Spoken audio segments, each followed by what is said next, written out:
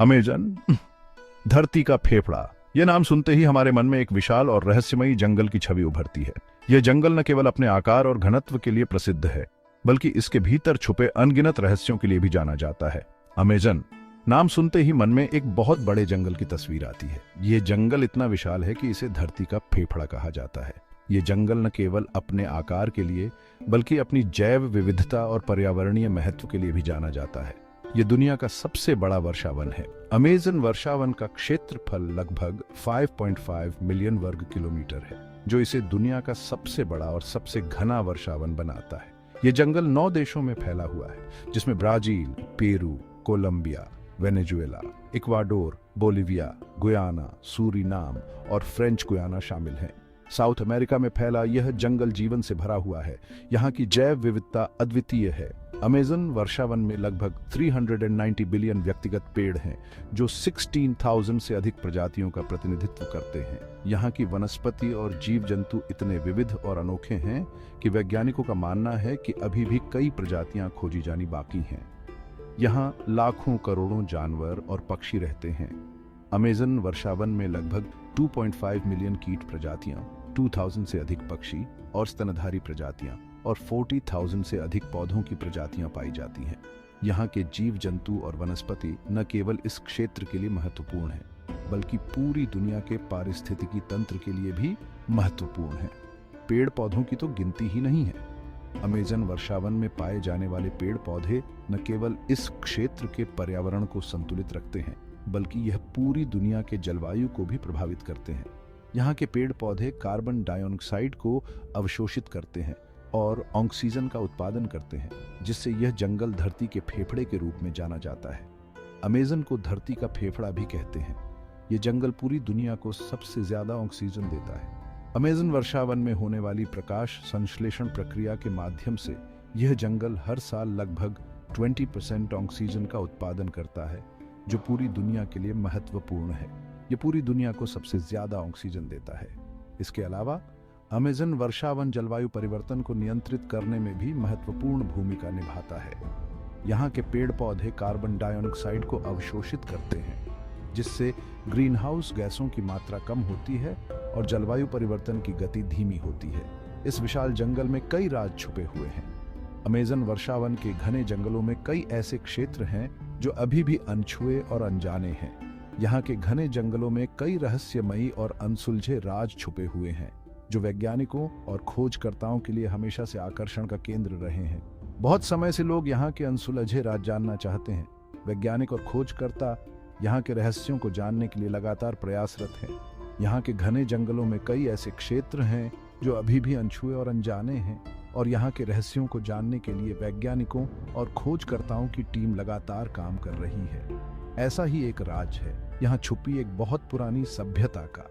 Amazon वर्षावन के घने जंगलों में एक प्राचीन सभ्यता के अवशेष पाए गए हैं, जो इस क्षेत्र के इतिहास और संस्कृति के बारे में महत्वपूर्ण जानकारी प्रदान करते हैं। जी हाँ, माना जाता है कि अमेजन के घने जंगलों में कभी एक बहुत ही बढ़िया सभ्यता रहा करती थी। इस प्राचीन सभ्यता के अवशेष यहाँ के घने जंगलों में छुपे हुए हैं, और वैज्ञानिक और खोजकर्ता इन अवशेषों को खोजने और समझने के लिए लगातार प्रयासरत हैं। यह सभ्यता न केवल इस क्षेत्र के इतिहास के बारे में महत्वपूर्ण जानकारी प्रदान करती है, बल्कि यह भी दर्शाती है कि अमेजन वर्षावन का मानव इतिहास कितना पुराना और समृद्ध है। यह सभ्यता बहुत समय पहले अंग्रेजों के आने से भी पहले की है। यह एक ऐसी सभ्यता थी जिसने अपने समय में अद्वितीय उन्नति की थी। उनके पास अपने जीवन को सरल और प्रभावी बनाने के लिए कई तकनीकें और ज्ञान थे। यह सभ्यता कितनी पुरानी थी यह कोई नहीं जानता, लेकिन उनके द्वारा छोड़े गए अवशेष और कलाकृतियां हमें उनके जीवन के बारे में बहुत कुछ बताती हैं। इन अवशेषों से हमें पता चलता है कि वे लोग कितने कुशल और बुद्धिमान थे, लेकिन कुछ चीजों से पता चलता है कि यह सभ्यता बहुत ही आगे थी। उनके पास उन्नत उपकरण और तकनीकें थीं जो आज भी हमें हैरान कर देती हैं। उनके द्वारा उपयोग किए गए औजार और खेती के तरीके इतने उन्नत थे कि वे आज के समय में भी प्रासंगिक हैं। उनके पास खेती करने के नए तरीके थे।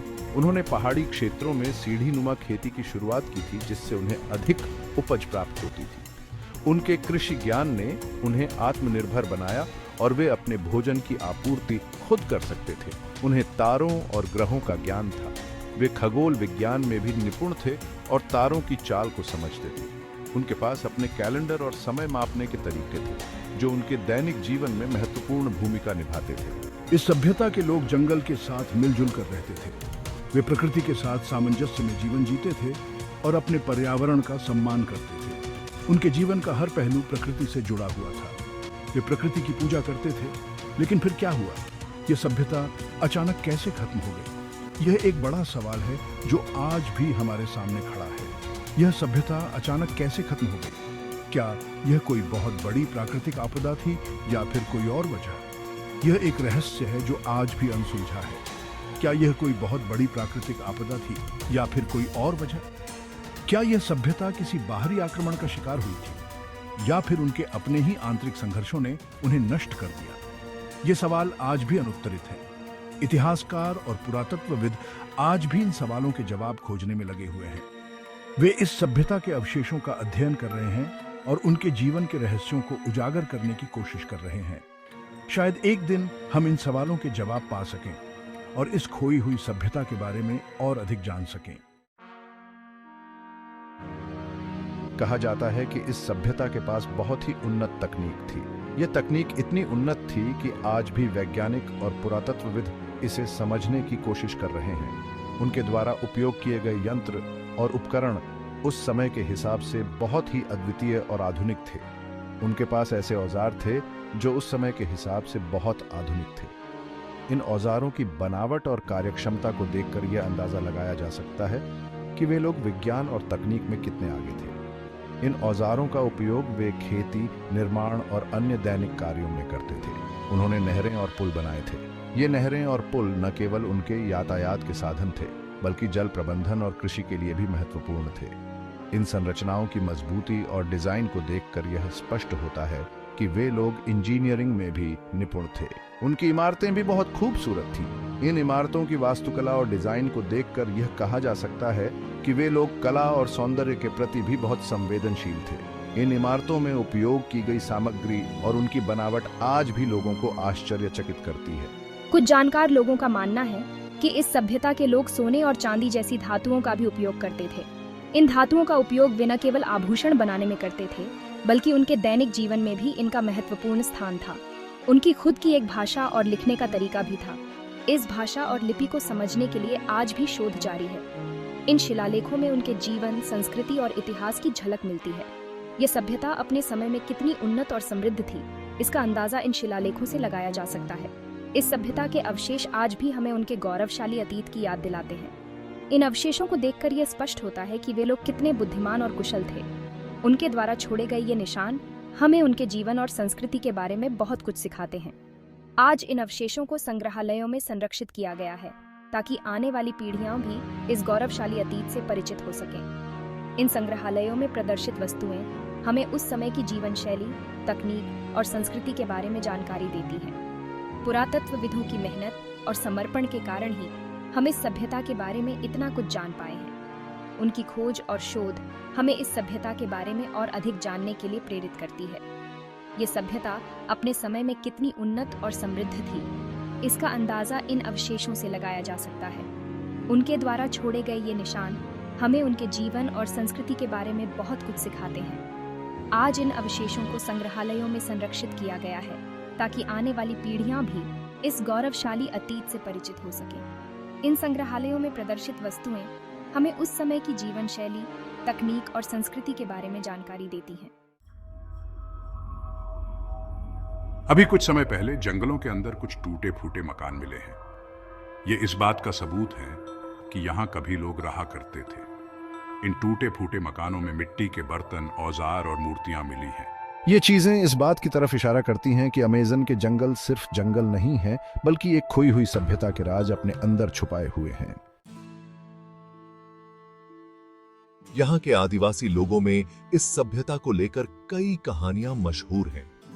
इन कहानियों में राजाओं, रानियों और उड़ने वाले रथों का जिक्र मिलता है। ये कहानियां एक पीढ़ी से दूसरी पीढ़ी तक चलती आ रही हैं। इन कहानियों में कितनी सच्चाई है यह कहना मुश्किल है, लेकिन इन कहानियों ने हमेशा से लोगों को सोचने पर मजबूर किया है।